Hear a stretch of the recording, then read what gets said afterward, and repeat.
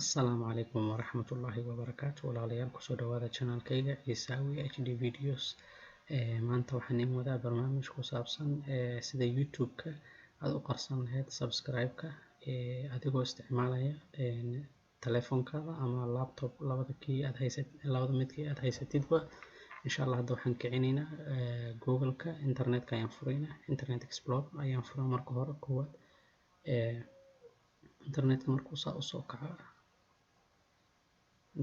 markuu soo kaco waa aragtaan Google-ka ayaa maaragtay iskeeni doona. Markuu saa Google-ka isku keena meesha kore address bar-ka ayaa waxaan ku qoraynaa YouTube.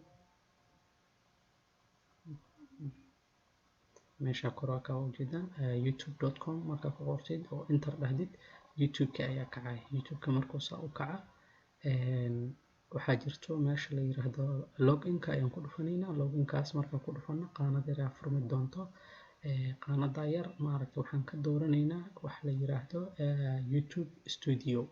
qaanada yariska meesha oo maaragtay login-ka ku dhufo kadib ka sii dooro YouTube Studio meesha ku qoran tahay ku sii YouTube Studio-ga markaan ku dhufano kadib waxaa isfuraya haddana qaanad kale oo hoos dhankan bidix ama leftiga kaasoo qabanayso ay ku qoran tahay settings-kaas ayaan ku dhufanaynaa. qaanad kale inoo sii furaysaa.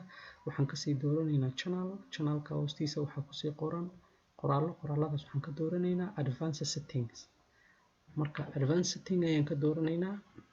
hoos ayaan u yara soconaynaa. marka waa ujeedaan meesha waxaa ku qoran subscriber count.